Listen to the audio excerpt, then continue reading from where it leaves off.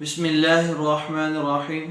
आज की हमारी नशिस्त का मौजू सर्दियों में पहने जाने वाले मौज़ों पर मसा के मुतालिक है और ऐसे ही सर्दियों में इस्तेमाल होने वाली जराबों पर मसा के बारे में हम गुफ्तगू करेंगे कि जराबों पर मसा करना कैसा है। तो सबसे पहली बात तो मौज़ों के बारे में, जिन्हें अरबी में खुफ़ कहते हैं, खुफ़ैन कहते हैं, उसके बारे में समझ लेना ज़रूरी है कि खुफ़ैन तीन किस्म के होते हैं। एक तो वो जो मुकम्मल सारे के सारे चमड़े के बने हुए हों। नंबर दो मुजल्लद, ऐसे मोज़े जिनके ऊपर और नीचे चमड़ा लगा हुआ हो। नंबर तीन मुनाअल, ऐसे मोज़े जिनके नीचे सिर्फ चमड़ा लगा हुआ हो। इन तीनों किस्म के मोज़े बिल-इत्तिफ़ाक़ इन पर मसा करना जायज़ है।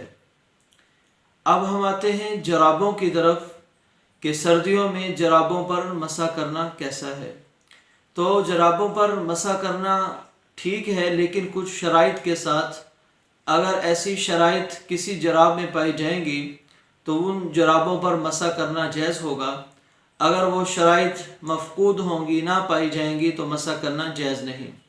तो पहली शर्त किसी भी जराब पर मसा करने के लिए ये है कि वो जराब इस कदर मोटी हो, उसका कपड़ा इस कदर मोटा हो कि अगर ऊपर से पानी को बहाया जाए तो नीचे पाँव तक उसका असर ना पहुँचे, पाँव के ऊपर पानी का असर ना आए, पानी नीचे ना टपके। नंबर दो, वो जुराब इस कदर मजबूत होनी चाहिए कि अगर आदमी उसको अपने पाँव में पहनकर 3 मील सफ़र करे पैदल और वो जराबें सही सालम रहें, फटे ना, तो अगर 3 मील ऐसी मजबूत जराबें हैं कि 3 मील तक सफ़र करना उनमें मुमकिन है, तो ये जराबों पर मसा कर सकते हैं।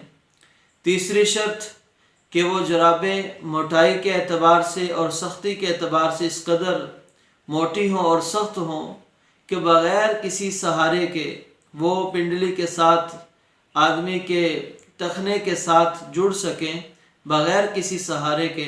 यानी एक तो है जराब चुस्ती की वजह से, जराब तंग है, वो चुस्त की हुई है, उसके कपड़े में लास्टिक है, उसकी वजह से वो पाँव के साथ और रान के साथ यानी टखने के साथ जुड़ जाती है। एक है कि जराब अपने ज़ात के एतबार से वो मोटी भी हो और सख्त भी हो कि उसे बग़ैर सहारे के अगर यूँ सीधा खड़ा किया जाए तो वो खड़ी हो सके।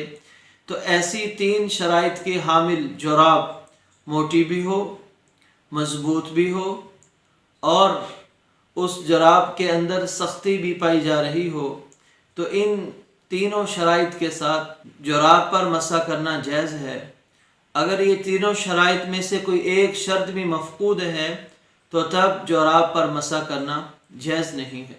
अब मौज़ों पर और इन शराइत की हामिल जुराबों पर मसा करने का तरीका क्या है, तो उसका तरीका बहुत सिंपल है कि आदमी अगर तहारत हासिल करके, वज़ू या गुस्ल करके जब आदमी पाक हो जाता है, तब पाकी की हालत में मोज़े पहने जाएं, ऐसी 3 शराइत के हामिल जुराबें पहन ली जाएं। और फिर जब आदमी का वज़ू टूट जाए और वज़ू टूटने के बाद अब दोबारा वज़ू करना चाहता है, तो अब वज़ू दोबारा जब करेगा तो बाकी आज़ा जिनका वज़ू के अंदर धोना ज़रूरी है वो तो धोएगा, लेकिन पाँव के ऊपर मसा कर लेगा। मसा करने का तरीका ये है कि अपने हाथ की उंगलियों को तर कर ले, गीला कर ले। हाथ को तर करने के बाद इन 3 उंगलियों के साथ पाँव की उंगलियों से ऊपर की तरफ यूँ हाथ ले आए, ऊपर की तरफ टखने की तरफ, यानी सामने ऊपर वाले हिस्से, पाँव के ऊपर वाले हिस्से, जो मोज़े के ऊपर वाला हिस्सा है उसके ऊपर फेर देने से मसा हो जाता है। और इसकी अगर आदमी अपनी जगह पर ठहरा हुआ है, मुकीम है, इसकी मुद्दत 1 दिन और 1 रात बनती है। और अगर सफ़र में है तो 3 दिन और 3 रातें बनती हैं। यानी जब आदमी ने मोज़े पहने हैं, मोज़े पहनने के बाद उसने 5-6 घंटे गुजारे, उसके बाद उसका वज़ू टूटा।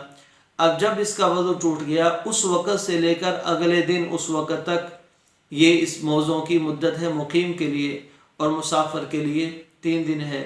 जिन चीज़ों से वज़ू टूट जाता है उसका मसा भी ख़त्म हो जाता है। हर दफ़ा जब वज़ू करना है तो मसा भी उनके ऊपर करना होगा। हाँ, अगर जनाबत की हाजत हो जाती है, गुस्ल की हाजत हो जाती है, तब मौज़ों का اتارنا ضروری ہے۔